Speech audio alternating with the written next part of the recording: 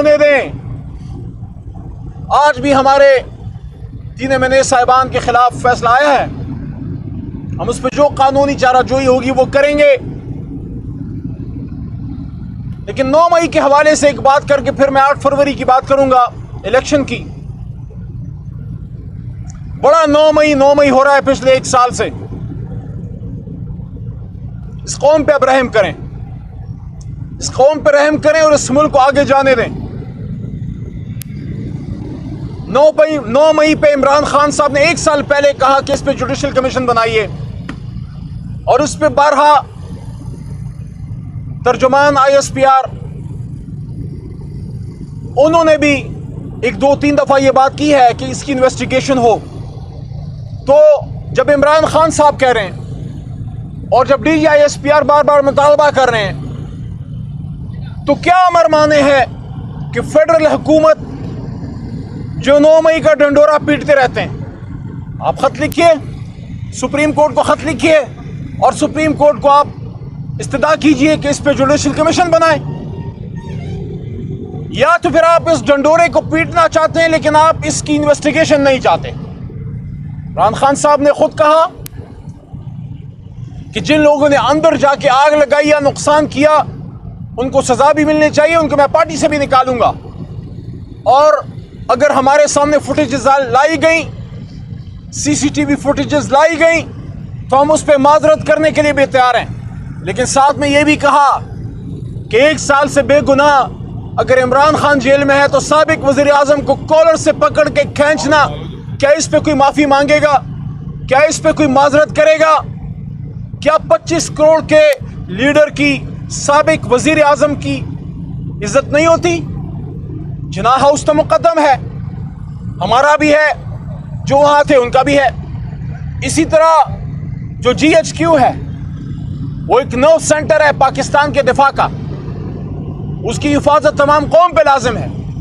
لیکن ساتھ ساتھ 25 کروڑ عوام جس شخص کو ووٹ ڈالتے ہیں وہ ایک شخص نہیں ہوتا, وہ 25 کروڑ عوام کی امیدوں کا ترجمان ہوتا ہے.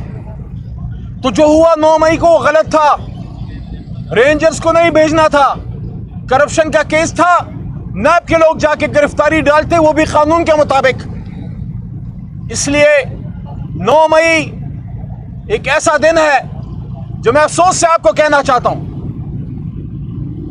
کہ وہ ہمارا کارکن, وہ تحریک انصاف کا ورکر جو صرف پاکستان سے محبت کی وجہ سے عمران خان سے جڑا, اس نے جتنا عمران خان کو ڈیفینڈ کیا اس ورکر نے اتنا ہی اپنے ملک کو اور اپنی پاک فوج کو ڈیفینڈ کیا. محب وطن پاکستانی بچوں سے ایسا نہیں کرتے, ایسا نہیں کرتے ان بچوں کے ساتھ. یہ وہ بچے ہیں جو پاکستان کی محبت پہ بڑے ہیں. ان کو انتشاری نہ کہیے, ان کو انتشاری نہ کہیے, یہ دہشت گرد نہیں ہے. یہ وہاں پاکستان کے لیے کھڑے ہوں گے اور کھڑے ہوتے رہیں جہاں کوئی کھڑے ہونے والا نہیں ہوتا. پاکستان آج صرف بارڈر سے دفاع پہ مضبوط نہیں ہوگا.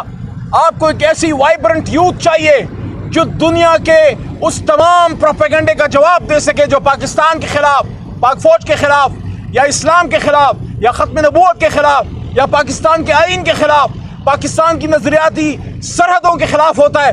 اس کے لیے بغیر وردی کی فوجی ہے پاکستان تحریک انصاف کا سوشل میڈیا ورکر, اور پاکستان کا ہر محب وطن پاکستانی بچہ.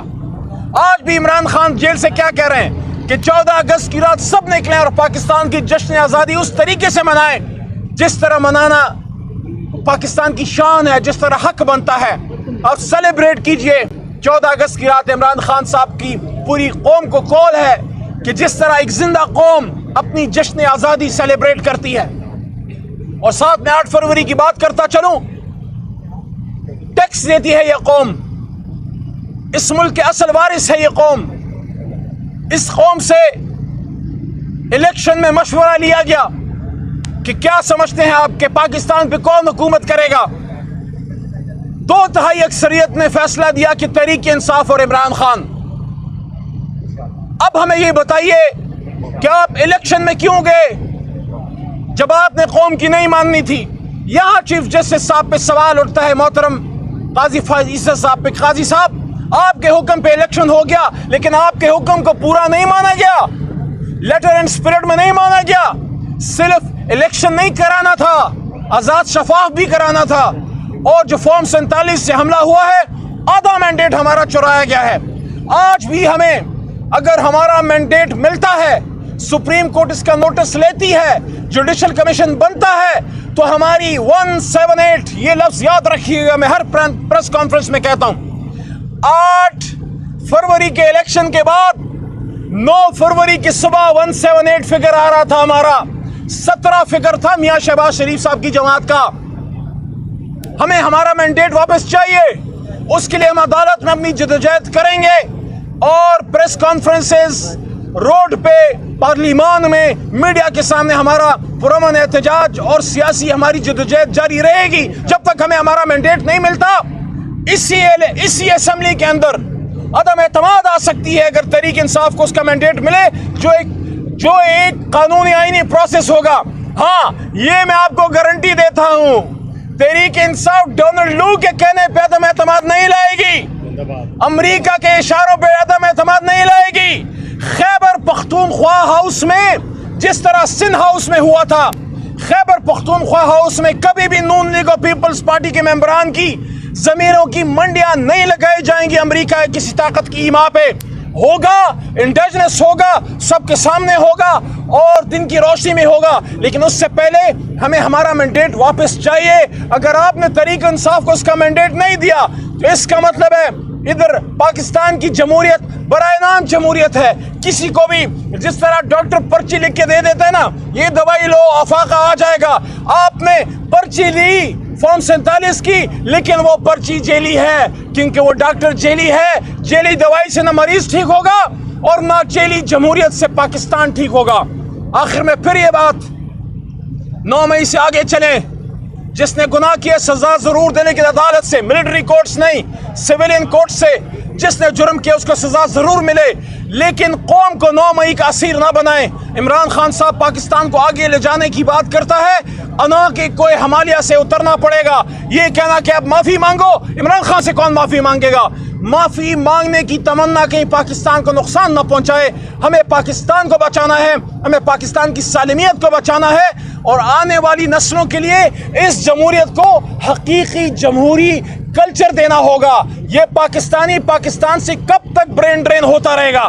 پاکستان کا بیسٹ دماغ ملک سے باہر جا چکا ہے, نوجوان کو کوئی ہوپ نظر نہیں آ رہی. غریب آدمی, 40,000 کا ملازم, یہ کیمرہ مین سارے کھڑے ہیں, آپ مجھے بتائیے, اور جو کیمروں کی وسعت سے کروڑوں پاکستانی مجھے سن رہا ہے, 30-40 ہزار کا ملازم 25-30 ہزار کا بل کہاں سے دے؟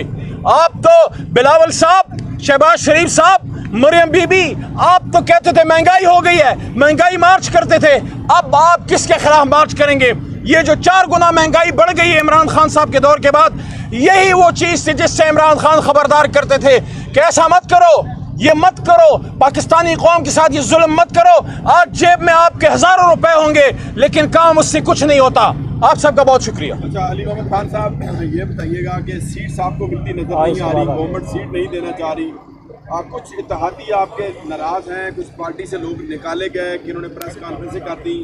صبح شیخ رشید صاحب نے 9 مئی کے واقعے میں یہاں پیش ہوئے, انہوں نے یہ کہا کہ یہ اگست کا مہینہ بڑا اہم ہے, ایک بہت بڑا کچھ ہونے جا رہا ہے. کیا لگتا ہے شیخ رشید کو واپس اپنی اتحادی بنائیں گے, کیا کریں گے؟ ذرا یہ تھوڑی سی پارٹی پالیسی ہے وہ واضح کریں. شیخ رشید صاحب کابینہ کے ان ممبران میں سے تھے جو ہمیشہ غریب کی بات کرتے تھے اور قول اللہ قول رسول صلی اللہ علیہ وسلم کی بات کرتے تھے. میرے دل میں ان کی بہت قدر ہے, اور تحریک انصاف کے ساتھ انہوں نے لمبا سٹینڈ لیا ہے.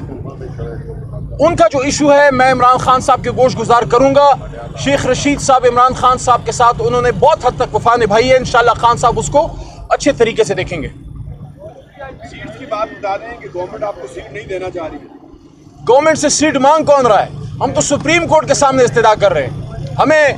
ہمیں مانگے تانگے کی حکومت لینی ہوتی تو اب عمران خان صاحب اندر بیٹھے ہوتے, ڈیل کرنی ہوتی. ہم تو سپریم کورٹ کو کہہ رہے ہیں کہ آپ نے فیصلہ دیا تھا نا, آپ نے فیصلہ دیا تھا کہ 8 فروری کو الیکشن ہو, تو آپ کے فیصلے کے خلاف بہت سے اداروں نے, الیکشن کمیشن نے, یہ سب نے جو کردار ادا کیا. آپ مجھے بتائیے, کیا یہ آزاد شفاف الیکشن تھا؟